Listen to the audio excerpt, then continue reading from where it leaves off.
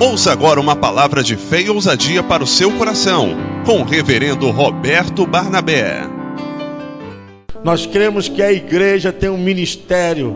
O nosso ministério é o ministério apostólico. Pregamos Jesus Cristo, Senhor e Salvador das almas, aquele que visita, aquele que perscruta as almas, aquele que sabe o que passa a cada pessoa. Eu tenho certeza que a sua vida será abençoada essa noite. A unção do Espírito Santo está sobre a tua vida.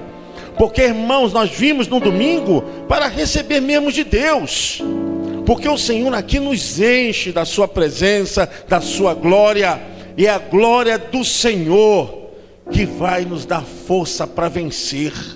A tua força e a minha força vem do Senhor. O nosso socorro vem do Senhor, como diz o Salmo 121. O meu socorro vem do Senhor que fez os céus e a terra.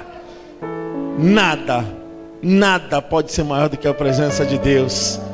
Eu quero te convidar essa noite para você ler um texto maravilhoso da Bíblia. E nós vamos aprender juntos. Eu quero que você leia comigo. Pega a sua espada. 1 dos Reis, capítulo de número 17. 1 dos Reis, o capítulo é o de número 17. Você pode ficar de pé, né? Em nome de Jesus. Esse texto nos leva a meditarmos nos dias atuais. Não se afaste da palavra de Deus. A palavra de Deus é fonte maravilhosa de bênção. Não se afaste da palavra que vai alimentar a tua alma e o teu espírito. É a palavra do Eterno. 1 dos Reis, capítulo 17. Vocês acharam? Amém? Então vamos fazer essa leitura alternada. Eu vou ler os versos de números ímpares e vocês lerão os versos de números pares. E nós vamos aqui receber essa palavra do Deus Eterno.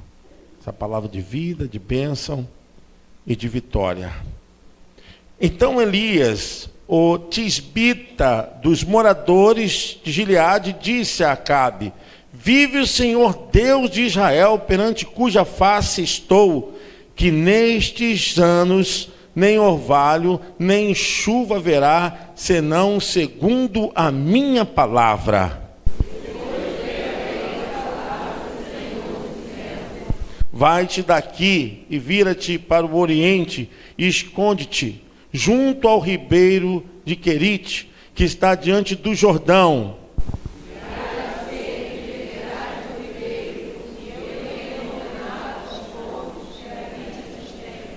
Foi, pois, e fez conforme a palavra do Senhor, conforme foi, e habitou junto ao ribeiro de Querite, que está diante do Jordão.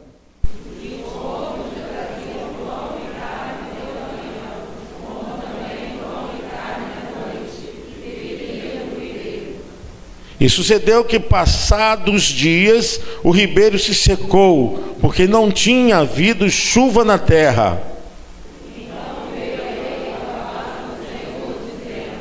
Levanta-te, vai a Serepta, que é de Sidom, e habita ali. Eis que eu ordenei ali a uma mulher viúva que te sustente.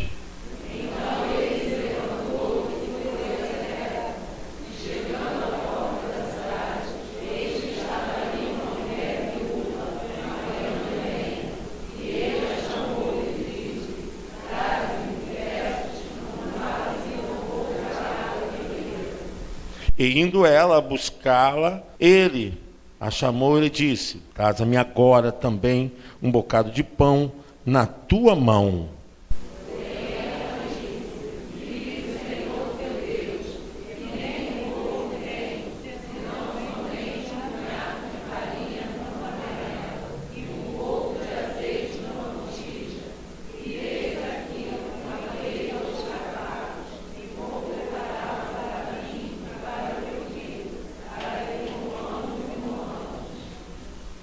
E Elias lhe disse: não temas, vai e faze conforme a tua palavra, Porém, faze disso primeiro para mim um bolo pequeno e traze-mo para fora. Depois farás para ti e para teu filho.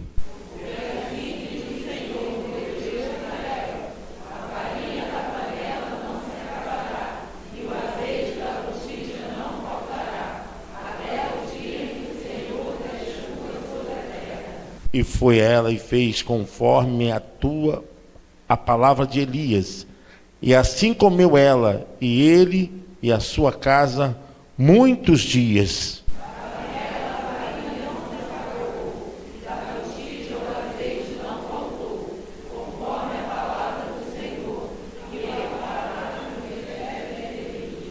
Amém.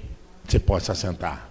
Glória a Deus. Eu quero que você preste atenção, porque nós vamos falar do ministério dos maiores profetas reconhecido na Bíblia, profeta Elias. Esse mesmo Elias que depois foi visto junto com Moisés no Monte da Transfiguração. Esse Elias, ele não tem genealogia, ele não tem uma herança familiar, mas é um profeta de uma envergadura tão forte que ele é capaz de encarar as piores durezas para cumprir a vontade de Deus. A unção que tinha sobre Elias era para pregar um profetismo de confronto. A mensagem de Elias não era uma mensagem de conforto, nem uma mensagem de ficar bajulando. Elias recebeu um ministério de confrontar, de revelar o que Deus quer e o que Deus não quer. Elias tem um caráter esse que distingue perfeitamente a unção que está sobre a igreja nesses dias. A igreja também recebeu uma unção para profetizar, para declarar no mundo espiritual, no mundo físico, no oculto, no invisível. Deus derramou uma unção poderosa sobre a igreja. O mesmo Espírito que estava em Elias, o mesmo Espírito que estava em Jesus, é o mesmo Espírito que está sobre a igreja. Nós recebemos uma unção como de Elias. Deus chamou Elias porque naquele momento o país estava em crise, lares estavam em crise, pessoas estavam em crise. Você sabe o que é crise? O povo havia sido levado ao erro, ao engano, à mentira. O povo estava se envolvendo com tudo que Deus desaprovava. E a dureza do coração do povo era tão grande que eles já estavam agora comunados com a adoração aos outros deuses, ofertando a outros deuses, servindo a outros deuses, e não eram capazes de voltar para o Senhor enquanto não tivesse uma voz profética. Às vezes pensamos que é fácil, falo isso para os pastores, para os líderes, para todos que estão aqui. Quando a pessoa está no engano, não basta ela só ter a consciência que quem é Deus, sabe o que representa a Bíblia, sabe a importância de estar na igreja, sabe a importância de servir a Deus. Isso só não basta, porque o coração fica tão petrificado, a alma está tão cheia de reservas, de resistências, que a consciência em si não pode produzir atitude de arrependimento. Precisa vir uma unção de fora para dentro, precisa vir uma voz profética para quebrar as envergaduras, as durezas que entraram na alma. O apóstolo Paulo chama isso de fortaleza da mente. Tem pessoas que sabem versículos de cor, sabem a Bíblia, divide a Bíblia em livros, divide a Bíblia em acontecimentos, mas isso por si não dá a condição da pessoa sair do erro, do engano e principalmente da maldição. Vocês estão entendendo, igreja? Amém? Vocês estão entendendo? Diga amém. Amém. O povo sabia de tudo, quem era Deus, conhecia todos os mistérios e as maravilhas que Deus havia operado no passado, porém, entretanto, O povo estava absolutamente envolvido com o mal. Povo de Deus envolvido com o mal. Não digo isso com alegria, não digo isso tentando aqui desmerecer quem já teve compromisso com Deus e agora não tem. Mas eu falo, o espírito de engano que entra no coração, na alma. Por isso não basta por si só conhecer, ter uma consciência em relação às coisas de Deus. Isso não produz aquilo que Deus quer. O que produz o que Deus quer é quando a pessoa tem uma atitude de arrependimento. Eu quero propor hoje uma mensagem que desperte a igreja de nós não só olharmos e nos contentarmos e sabermos que as pessoas já conhecem, já sabem, que as pessoas têm consciência da palavra, já ouviram a mensagem, mas existe uma brutalidade no coração, na mente do ser humano. Se não houver uma voz profética de fora para dentro, se não houver uma voz forte de fora para dentro, para quebrar as resistências, para tirar todas as barreiras, tranqueiras interiores, irmãos, nada vai acontecer. O povo de Deus andou com Deus, viu os milagres do Senhor, viu todos os sinais, sabiam que era Deus, portanto estava envolvido com as piores atitudes diante de Deus, que era idolatria e feitiçaria. O povo estava envolvido desde a planta do pé até o fio da cabeça. Aí Deus precisa de profeta. Sabe de uma coisa? Nós temos a unção de Elias. Nós temos um profetismo que é capaz de quebrar as brutalidades e as rochas da alma. Aqueles que estão encastelados sobre os poderes de pensamentos, de resistência, pessoas que acreditam pelo fato de conhecer, pelo fato do intelectismo, da razão, mas porém não produziu arrependimento nem força para voltar-se para Deus. É necessário uma voz que possa quebrar as resistências. Deus está levantando uma igreja profética, amém? A unção está sobre nós, igreja. A unção está sobre nós, igreja. Deus te levantou para você declarar, e custe o que custar. A gente fala de Elias como um profeta que teve um chamado sem igual. A Bíblia nos revela que o seu ministério abrangiu os registros bíblicos. Esse é um escopo que eu estou passando aqui para você entender. Que profeta? Seu ministério abrange nos registros bíblicos do livro de 1 dos Reis e 2 dos Reis, o maior tempo do profetismo bíblico, uma maior expansão geográfica. O profeta Elias, ele enfrenta uma das maiores dificuldades na história de Israel, na história dos povos vizinhos. O profeta Elias é aquele que encara um dos piores reis. O 8º rei de Israel foi chamado Acabe, pior rei da história. Homem cruel, um homem sanguinário, um homem perverso. Se não bastasse estar desviado do caminho do eterno e de não cumprir a lei do Deus Todo-Poderoso, que ele conhecia muito bem, se ajuntou com quem não presta. É uma das coisas que eu vou citar mais à frente. Porque às vezes nós sabemos tudo certinho, mas nos ajuntamos com quem não presta. Se você se ajunta com quem não presta, você acaba se quebrando, se dando mal na vida. E Elias é chamado para enfrentar essa fera, Acabe. Se você pegar do livro do 1 Reis, do capítulo 17, e até o capítulo 2 do livro de 2 dos Reis, você vai ver como esse homem tinha um caráter, de uma mensagem. Por isso que o profeta João Batista, alguns achavam que era a figura de Elias, porque João Batista também tinha uma mensagem que não era de ficar alisando o pecado de gente que quer ficar no erro e fazer biquinho com Deus. Era homem de rachar.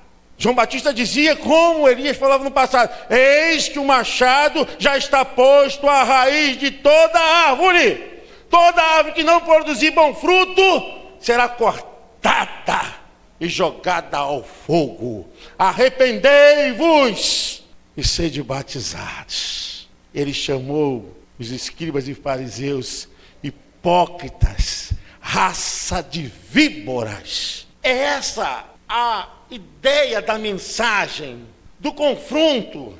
Irmãos, nós não podemos sair do caminho, amém? Irmãos, nós não podemos sair do caminho, amém? Amém. Muitas vezes Deus usará uma palavra dura, porque uma palavra macia, tranquila, não está adiantando. Você está entendendo? Diga amém. Amém. Elias foi levantado, porque na hora da dificuldade da crise, não é sacerdote que vai, não é levita que vai. Na hora da crise, é profeta que vai. É o profeta que vai. Nesse tempo que nós estamos vivendo, nós temos a unção de Elias. Essa unção para mudar, para reverter. Essa unção para trazer realmente o que é de Deus e tirar o que não é de Deus. Esse é o tempo que venha o teu reino, seja feita a tua vontade, assim na terra como... É isso aí. Você pode aplaudir o Senhor.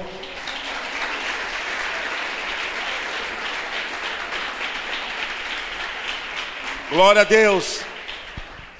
As nossas experiências, nunca ninguém nos roubará, pastor Ângelo, pastora Regina, pastores, irmãos. Suas experiências, Daniel, nunca ninguém tirará da sua vida. Não tem maior experiência com Deus do que aquela que você passa. Nós falamos aqui dos profetas, dos grandes homens de Deus, mas a Bíblia diz que nós agora somos as testemunhas de Cristo. Não para, mas de Cristo. Ele vive em nós. Aquilo que nós experienciamos, ninguém pode nos roubar. Ninguém pode tirar aquilo que está dentro de nós. Elias é um profeta que tem uma postura de quem conhece a Deus. E aquele que passa a experiência diante do Deus eterno, não pode ser jamais uma pessoa de dúbio coração. Não pode ser uma pessoa que esteja sofrendo de neurose. Não pode ser uma pessoa de dupla personalidade. Ele sabe quem é Deus, ele experienciou a presença de Deus. Ele estava vivendo ali ao ponto de pagar por sua própria vida para entregar aquele profetismo. Então essa relação com Deus, Deus quer que você agora comece a representá-lo Ele diante dos homens, diante de todas as questões, diante de todos os problemas, todas as questões da vida. Deus quer que você represente-o diante de todas as dificuldades. Amém? Amém? Deus quer que você seja o profeta dos seus dias na situação que você está vivendo. O texto diz bem claro que Elias profetizou em um tempo difícil. Profetizou em tempo difícil. Por quê? Porque era uma sucessão de reis ímpios, de pessoas más, de pessoas que só fizeram maldade, crueldade. Mas lá estava Elias, profetizando, falando. Às vezes nós nos encontramos em situações parecidas como o de Elias, que a gente chega a dizer assim, essa pessoa nunca muda, parece que é a mesma história. Mas o teu compromisso diante de Deus é para declarar o que Deus está achando disso tudo. Não é o que você acha, não é o que você pensa, mas é o que Deus quer falar para essa situação. É isso que o texto diz. Olha o que o versículo de 1 dos Reis, versículo 26 diz, e andou em todos os caminhos, está falando aqui dos reis, de Jeroboão, filho de Nebate, como também nos pecados com que ele tinha feito pecar Israel, irritando ao Senhor, Deus de Israel, com as suas vaidades. Está falando aqui dos reis que sucederam ao rei Acabe. O versículo 28 também revela, e Omri dormiu com seus pais, morreu, e foi sepultado em Samaria, e Acabe, seu filho, reinou em seu lugar. Também mais uma sequência de reinado de maldição, o reinado de Acabe. E levou o povo à idolatria, o período de idolatria que o rei Acabe fez com que o povo pudesse estar se envolvendo. Irmãos, onde eu quero falar com quem você anda. Nenhum desses reis que eu citei, Jeroboão e outros quais chegaram até Acabe, ouviram os conselhos de Deus. Nenhum deles. Acabe tinha tudo para ouvir. Por quê? Elias estava tão perto dele. Elias estava do lado dele. Sabe o que Acabe faz? Ele prefere adotar os profetas de Baal, de Acera, como seus conselheiros. E deixa o profeta de Deus de lado e se envolve com idolatria e faz com que o povo comece a cometer idolatria. É muito preocupante isso. Sabe por quê, irmãos? Eu vou te falar uma coisa que às vezes é difícil, mas como nós estamos nesse profetismo difícil, eu aproveito para também dar minha cajadada em você. Se as pessoas que dizem ser seus amigos estão te levando para cometer pecados, esses seus amigos não são seus amigos, são seus inimigos. Se esses seus amigos que dizem ser seus amigos estão te levando para cometer pecados, esses seus amigos são filhos do diabo. Se esses seus amigos que dizem ser seus amigos e te fazem errar do caminho do Senhor, eles são filhos da ira. Eles nunca foram seus amigos. Esses seus amigos que dizem ser seus amigos, que fazem pecar como seus amigos, eles são, na verdade, seus inimigos. Se você está pensando que seus amigos são seus amigos porque te faz coisas que te agradam, mas desagradam a Deus, eles não são seus amigos, eles são seus inimigos. Esse foi o problema de Elias. Ele deixou o problema de Acabe, deixou o conselho de Elias para ouvir os amigos de Baal. Os conselhos de Deus ficaram de lado. E uma sucessão de coisas erradas começou a entrar na vida e na história do povo de Deus. A Bíblia diz bem claro, o versículo 31 do capítulo 16, fala: e sucedeu que, como se fora pouco andar nos pecados de Jeroboão, filho de Nebate, ainda tomou por mulher a Jezabel, filha de Etibaal, rei dos Sidônios, e foi e serviu a Baal. E o que, irmãos? A coisa é séria, não é, irmãos? A coisa é séria. Aí esse teu amigo é maravilhoso, né? Mas ele te faz pecar contra o Deus eterno. Ele não é teu amigo, ele é o diabo. É duro? Problema seu. Você pode aplaudir o eterno?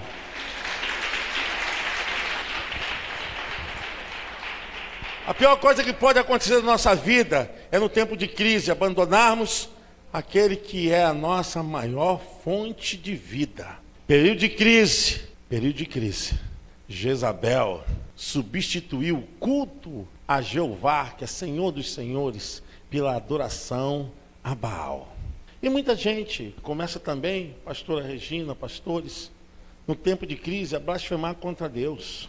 O que eu ouço de crente dando mau testemunho é porque ensinaram o evangelho para fraco, o evangelho para tímidos, o evangelho para chorões. O evangelho é o poder de Deus, irmãos. Nós não podemos ficar blasfemando, falando contra Deus por causa da crise. Crente que perde o emprego foi o diabo. Crente que perde o emprego, não vou mais para a igreja. Filho está doente, cadê Deus? Parece que o ser humano é um ser sem sentimento, é uma alma desalmada. Nós queremos tirar ou de dentro de nós, que é impossível tirar, a relação afetiva, a relação sentimental que o indivíduo tem. Mas essas coisas são sentidas como? Quando estamos alegres, quando estamos tristes. Os nossos sentimentos, eles transitam em nós como um resultado daquilo que nos cerca, daquilo que está fora de nós e dentro de nós. O ser humano jamais vai deixar de sentir esses sentimentos, porquanto isso é inerente à alma humana. Até o animal tem alma, irmãos. Inferior do homem, mas tem. E o animal também chora, o animal fica triste, o animal tem sentimentos. Só não tem a capacidade intelectiva do homem, mas tem uma alma. Olha, nós estamos vivendo um tempo em que as pessoas trocam o Deus Jeová para Baal rápido. Se furou o pneu do carro, cadê Deus? Se teve um problema aqui e acolá, é um espírito de murmuração, de reclamação. E a gente vive assim. Qual foi a experiência que essa pessoa teve realmente com Deus? O que produziu nela? Se foi só um efeito barato na superficialidade da pele, porque se o poder de Deus entrou mesmo na alma, nas entranhas, nos ossos, nos nervos, na carne, meu irmão, você é de Deus e a tua boca não vai blasfemar contra o Deus eterno. No tempo de crise, nós não podemos ficar variando, não podemos ficar nessa dualidade, essa dicotomia. Nós somos de Deus, igreja, amém? Nós somos de Deus, faça chuva, faça sol, em abundância ou na dificuldade, nós somos dele e ele é o nosso Deus, e não trocaremos por qualquer hesitação, por qualquer exclamação que apareça barata para tentar aliviar a nossa dor e a nossa dificuldade. Nós temos um encontro com Deus, irmãos, e esse encontro selou as nossas almas. O povo trocou, na hora da crise o povo trocou a adoração ao Deus Jeová, passou a adoração para Baal. É muito difícil, mas é uma realidade. A igreja brasileira hoje está sofrendo e está no CTI. Deus quer tratar a igreja, quer trazer realmente o poder e tirar o mimimi, quer trazer o poder para tirar crente que é murcho, crente fraquinho. O Espírito Santo está em nós. Glória a Deus, você pode aplaudir o Eterno. Aleluia. Glória a Jesus. Quando Elias vê essas coisas, vem o Espírito do profeta que confronta. Elias profetiza a ausência de chuva. Vem, quando Elias vê o povo trocando adoração ao Deus Todo-Poderoso, a Baal, vê o povo se prostrando e adorando ao postes ídolos, do Deus Acera, Elias vem, então agora que nós vamos realmente ver quem é Deus. Deus gosta, sabia, de desafios? Deus gosta de desafios. Quando chegou esse momento, eu não quero entrar na história do que aconteceu, eu quero entrar na questão de que Elias entrou com um profetismo para provar que Deus é Deus e Baal é Baal. Baal não é o Deus que livrou o povo das mãos de Ramsés II, o rei do Egito. Elias falou: olha, rei, foi lá no palácio e falou: olha, como eu sirvo ao Senhor, durante 3 anos e meio não haverá orvalho, não haverá chuva, não haverá nada que possa ajudar essa terra a germinar uma semente. Nada. O povo então teve que perceber que Elias veio para provocar realmente na consciência do povo que Deus não estava se agradando daquela história. Deus não se agrada. Deus não se agrada. E é um momento muito difícil, irmãos, porque nesse período o Espírito Santo fala a Elias para ele se retirar. O versículo 2 do capítulo 18 de 1 dos Reis fala sobre isso. E foi Elias apresentar-se a Acabe, e a fome era extrema em Samaria.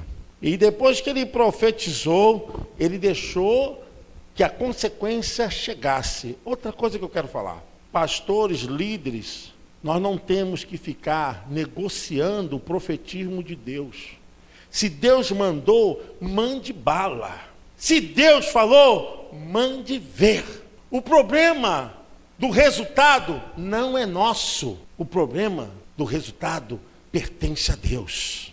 Às vezes queremos negociar: Senhor, mas esse irmão vai sofrer muito, Senhor, mas essa história aqui, Senhor, tem filhos, tem dificuldades, Senhor. Meu irmão, você entra na prova querendo negociar o resultado do profetismo. Elias foi lá, entregou e meteu o pé. É problema de Deus, é coisa de Deus. Agora é tratamento intensivo de Deus. Ou o povo aprende, ou o povo vai sofrer. Às vezes, achamos que é ruim falar com filho, porque é filho, papaizinho, meu filho, olha meu filho, fala como Deus quer para o teu filho, fala como Deus quer que você fale na sua casa, mas é muito difícil. O resultado do profetismo não é problema seu, nem meu, é problema de Deus. E você fica aliviando. Tá tudo errado, não tá? Tá ou não tá? Tá. Irmãos, tá tudo errado ou não tá? A gente fica aliviando. Eu vou lá falar com a Acabe, falar, Acabe, dá um jeito aí, vamos negociar. Ele diz, vai acontecer isso, e acabou, não tem negócio com Deus. Você não está entendendo porque as coisas não mudaram, porque as coisas não estão como Deus verdadeiramente quer. É por causa de você que não tem sido profeta na sua casa. Um profetismo agora, dentro dessa unção que está sobre a igreja. Porque queremos confrontar as coisas sendo bajuladores e negociadores do resultado do profetismo de Deus. Elias foi lá e entregou, e aí o negócio ficou difícil. Elias teve que sair. O próximo capítulo, do 1 dos Reis, capítulo 18, versículos 19 e 20, nós vamos encontrar o rei Acabe, parece estar preocupado. Olha, a gente vê como as coisas são. Ele estava mais preocupado com os seus animais do que com a própria nação, com o povo. A mente de um homem que deveria ser um monarca de Deus, um agente de Deus, começa a inverter a sua posição. O chamado que ele tinha de dar segurança, proteção, começa a inverter. Vamos ler agora, irmãos, o versículo 19 e 20 do capítulo 1 dos Reis. Agora, pois, manda reunir-se a mim todo Israel no Monte Carmelo, como também os 450 profetas de Baal e os 400 profetas de Acera, que comem da mesa de Jezabel. Então Acabe convocou todos os filhos de Israel e reuniu os profetas no Monte Carmelo. Ele estava com a mente insana, preocupado com as questões pessoais e deixou o povo à míngua. A Bíblia fala, no meu entender, da sua insanidade. Ele estava tão perturbado que veio nele agora um espírito que estava tentando dominar aquilo que nem lhe pertencia. O versículo de número 4 do capítulo 18. Porque sucedeu que, destruindo Jezabel os profetas do Senhor, Obadias tomou 100 profetas e de 50 em 50 os escondeu numa cova e sustentou com pão e água. Aí está. A perseguição, a insanidade, ele, em vez de proteger aqueles que eram homens de Deus, começou a perseguir e a matar. E aí, pelas mãos do eterno Deus, Obadias, de 50 em 50, escondeu uns profetas que alimentaram, como diz o texto aqui, com pão e água. E o camarada estava procurando cabeça de pastores. Olha aí. Ele estava procurando cabeça de gente que pregava sobre o Deus Todo-Poderoso. Como a insanidade dominou o coração e a mente desse homem. Procurando cabeça de profeta. O negócio dele agora é caçar os profetas. Sua insanidade é crônica. E ele tenta matar os profetas do Senhor e guardar os profetas das maldições sobre a casa do Deus vivo. É um período de abuso, é um período triste, é um período terrível. Para vocês verem como é que vai assim, irmãos, quando a gente vai analisando o texto, como nós estamos fazendo nessa noite, a gente vê como a insanidade espiritual produz também a insanidade mental, porque ele perdeu completamente a racionalidade da vida, da história, com Deus, com que seus pais e ele mesmo se relacionava, e cria dentro dele um monstro. E o texto diz que ele começou a ficar de olho na vinha de Nabote. Nabote é um homem que tem uma casa por herança perto do seu palácio, e ele pensou em estender o seu pátio, olha, tomando as vinhas de Nabote. O que acontece é que Nabote tinha, por uma questão de herança, que era o costume daquele tempo, de não negociar com os bens daqueles que foram deixados por herança, pelos ancestrais. Então, era uma questão de tradição, conservar aquele imóvel como patrimônio, estabelecesse um vínculo de herança e pudesse lembrar os nomes dos ancestrais. Nabote diz, rei, não quero, não, te dou outras terras até melhor, eu não quero por uma questão de princípio. Isso aí é afeto, irmãos. Isso é afeto. Quem não tem afeto, negocia até a alma da mãe. Quem não tem afeto, negocia tudo que tem dentro de casa, não dá valor. É o que a gente vê hoje em dia, os filhos aí. O pai leva 20, 30 anos para construir um patrimônio, o filho esgarça tudo em 2, 3 anos. Sabe por quê? Não tem afeto com o nome dos pais. Não tem compromisso com a honra dos pais. Hoje nós vivemos em crise. Vamos ver os motivos. Vamos ver se não são coisas assim. É filho que não dá valor, o pai se arrebenta para poder pagar essa faculdade, pagar esse colégio, para pagar a mensalidade desse carro, pagar esse compromisso. Aí nem aí. Ele não tem qualquer afeto, qualquer vínculo que crie um laço. Não tem nada. O espírito da maldade que estava em Acabe, ele achou que aquele mesmo espírito estava nos outros. Quem tem Deus não tem esse espírito não. Você pode dizer amém? Você pode aplaudir o Eterno? Tem isso não.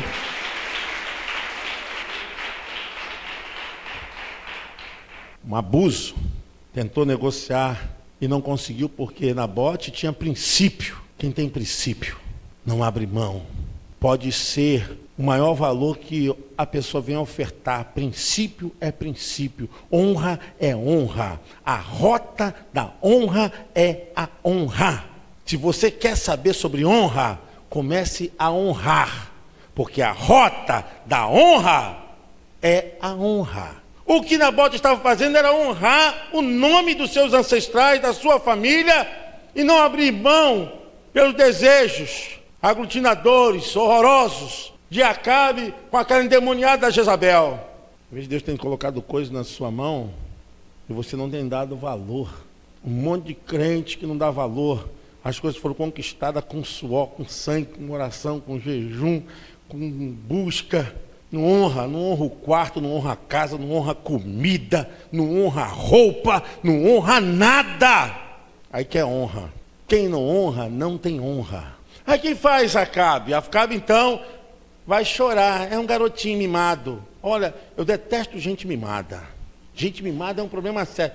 Um bebezinho foi para casa, o texto diz, irmãos, ele não comeu pão, não se alimentou. A esposa falou, você está abatido, Acabe.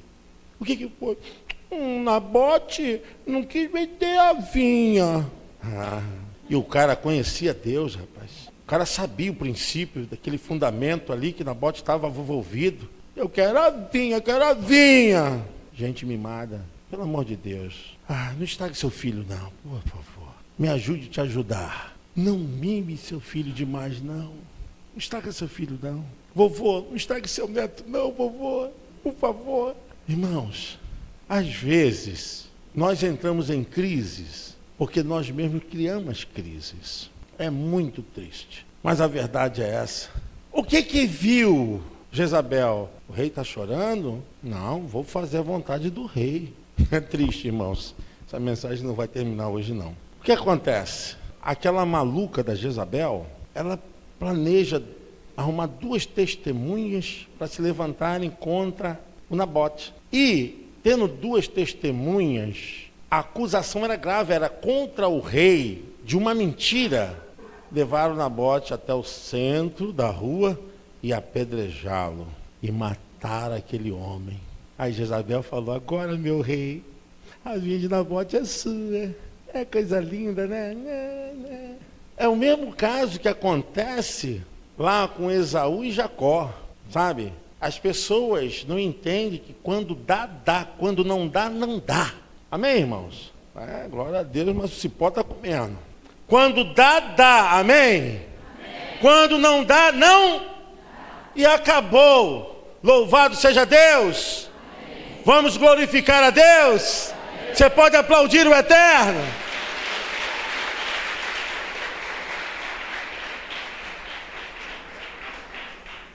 Isso não pode, irmãos, ser contagioso. A ambição de Acabe acabou envenenando a endemoniada da Jezabel e veio um plano satânico para atender às necessidades de um rei mimado. Mas a morte de Nabote foi a mensagem que Deus espetou Elias, porque Elias estava lá no rio Quiriate, volta agora, diz a Acabe, que com o mesmo sangue que ele derramou, ele vai também pagar no mesmo preço. Ele e Jezabel.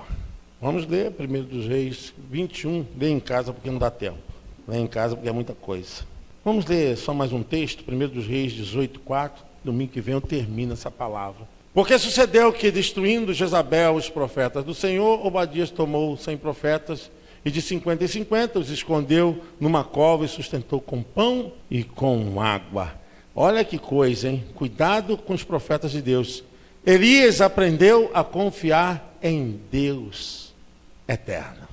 Irmãos, é muito fácil quando a gente fala assim, eu confio em Deus, eu confio em Deus. O que eu ouço tanto aí, eu comento isso com o irmão Vitor, com os irmãos da classe, sabe, irmão? Eu já estou, desculpa a expressão, enojado, sabe? De formação de crente, que dá alguns passos mais à frente, já começa a recuar, já começa a olhar para trás, sabe? Confia em Deus coisa nenhuma. Você confia no seu dinheiro, no seu salário, você confia na sua profissão, você confia no nome da sua família, você confia no padrinhamento que você tem. Mas você não confia em Deus coisa nenhuma. Se nós confiássemos em Deus, essa igreja estaria superlotada.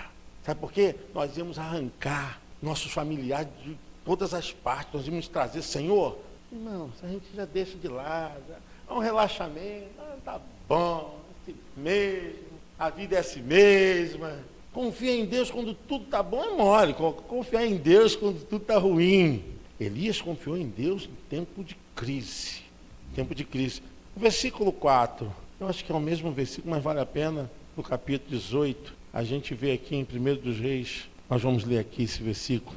Se não tiver, pode repetir, é o outro que passou, não tem problema não. Eu quero dizer para os irmãos que a gente confiar em Deus gera em nós uma confiança que não é abalada. Por que, irmãos, estou dizendo isso? Eu, quando olho para a vida e o chamado profeta Elias, eu vejo cada um de nós.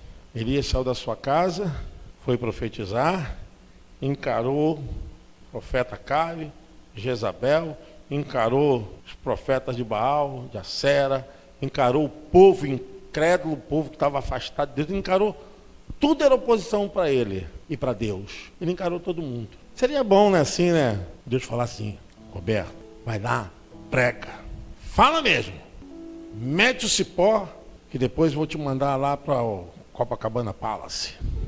Tem lá uns salmões assim, todo grelhado, com molho de alcaparras, tem uma cama assim, macia, com ar-condicionado, e você com a vista maravilhosa da orla de Copacabana. Oh, Jesus! Ou se não, vai lá, fala. Aí você pega. Eu estou com um chofer aí, ele vai te levar para o Meridian. Hotel Meridian. Tranquilo, lá tem uma banheira e você vai ficar tranquilo, tem um conforto, tem um jantar maravilhoso para você ou para sua família. Oh, glória a Deus! Oh, e para lá para trás. Confiar em Deus assim, que maravilha, irmãos. Depois que Elias profetizou, depois que Elias foi lá encarar Acabe, de enfrentar mesmo tete a tete, o texto é bem claro, e a palavra nos diz no versículo de número 3 e 4, para onde Elias vai? 1 dos Reis, capítulo 17, versículo 3 e 4. Vai-te daqui e vira-te para o oriente e esconde-te junto ao ribeiro de Querite. Em outra tradução fala Criate, que está diante do Jordão.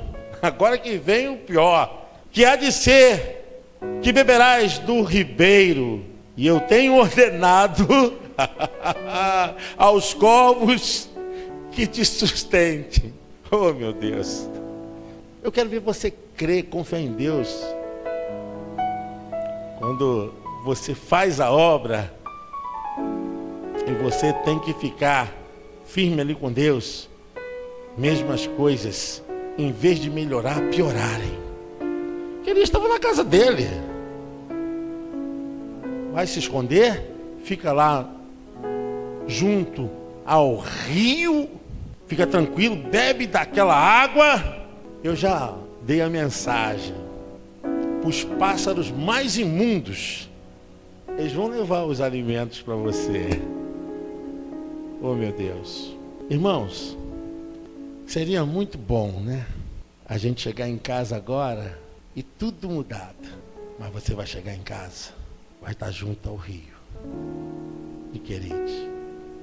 E você vai comer o que você sempre tem comido.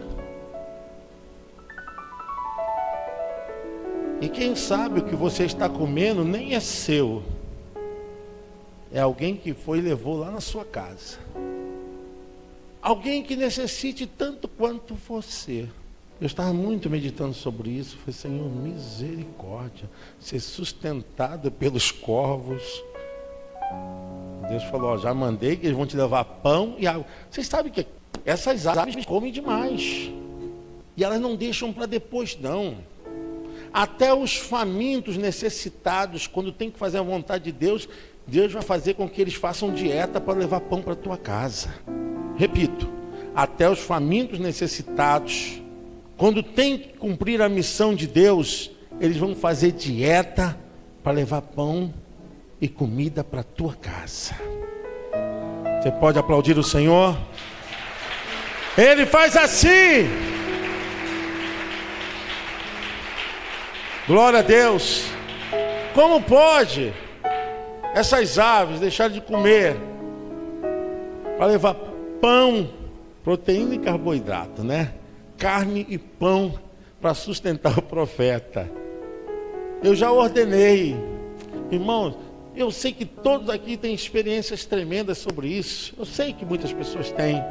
Por isso eu digo para vocês, confie no Senhor. Porque o dinheiro acaba, sabe? A ilusão, você se sustentar sobre coisas que são passageiras. Põe a tua alma no eterno, no Deus Todo-Poderoso. Nele está a minha alma de dia e de noite. A minha alma suspira por ti, ó Deus. A minha confiança vem do Senhor. Ele não deixa faltar. E de meios mais improváveis, Deus vai sempre atender o seu povo. Creia nisso. Ele muda o curso da natureza, muda a condição de vivência de seres para poder atender o seu povo. Não tem, irmãos, qualquer explicação de uma ave dessa não comer a comida do profeta, não se alimentar com a comida do profeta. Não existe isso. Ainda mais coisas boas. E a gente fica assim, o quanto eu confio em Deus. O quanto eu confio em Deus. Eu vou parar por aqui porque tem mais coisas, não vai dar. Mas eu quero dizer uma coisa. Deus pode usar quem Ele quiser para poder abençoar a sua vida. Ele usa quem Ele quiser. Porque você guarda a lei do Senhor. Não estou te dizendo que você tem necessidade não, porque muitas das vezes, para não estarmos comunados com o mal, nós sofremos retaliações. Sofremos. O que o diabo quer é que crente comece a blasfemar. Ó Deus, eu vim aqui, dou uma mensagem dessa para o profeta, prego uma palavra dessa, enfrenta essa rapaziada toda do mal, e o Senhor me manda eu ficar lá naquele rio frio, beber aquela água suja e ainda ser alimentado por um animal sujo, Senhor. E não fica só nessas duas aves não, que os corvos não, porque Deus bota o profeta em cada enrascada violenta. Deus é tremendo. Ele quer provar se você confia nele. Calma aí, eu vou botar você numa enrascada aí. Opa, coisa boa. Ninguém diz amém, né? Deus vai botar você no Copacabana Palace, com tudo pago, com tudo direitinho. Oh, glória, aleluia! Oh, maravilha! Né? Deus falou, só vou te botar você naquele lugarzinho, tá? Mas Senhor, é aquele lugarzinho que nem para você fazer uma caquinha tem lugar para fazer. Ah, meu Deus e meu Pai, eu quero ver. E eu falo isso porque Deus, Ele cuida de nossas vidas. Essa lição é uma lição quando Deus tira os sustentos humanos, porque nós somos muito apegados, irmãos. O que está faltando acontecer é você parar de confiar nesses sustentos humanos e confiar em Deus. Até você se converter, Deus, então vou dar uma prova impossível para você crer. Aí Deus tem que dar uma prova impossível. Para prova impossível, você vai ver coisa que você nunca viu na sua vida. Eu nunca vi uma história dessa. Mas eu tenho vivido e aprendido que Deus usa quem Ele quer. Eu quero orar por você em nome de Jesus. Sabe, confie em Deus. Você é um profeta nesse tempo debaixo de uma unção dada pela igreja. A igreja do Senhor está debaixo de uma unção do Espírito Santo. Feche seus olhos. Senhor, nós queremos entregar todas as vidas diante de Ti. Pai, a Tua palavra foi profetizada, ministrada. Que seja feita a Tua vontade nos corações. Essa igreja é Sua, Senhor. Eu estou aqui por uma questão de ordem, mas o Senhor é o dono de todas as coisas. Nós entregamos cada vida, meu Pai. Que haja mais confiança, segurança na Tua palavra. Tem pessoas que precisam experimentar o sobrenatural e ver que verdadeiramente só o Senhor é Deus. Senhor, muda, quebra as resistências. Eu profetizo hoje, Senhor, sobre causas, condições. Pai bendito, entregamos tudo em Tuas mãos. Abençoe cada vida, cada família. Que essa semana seja uma semana do sobrenatural. Que essa palavra possa estar guardada, Senhor, nos corações. E nós confiamos em Ti, confiaremos, Senhor, até o fim. Abençoe, Senhor Deus, as nossas famílias, em nome de Jesus. Você pode dizer amém? Você pode aplaudir o nome do Senhor?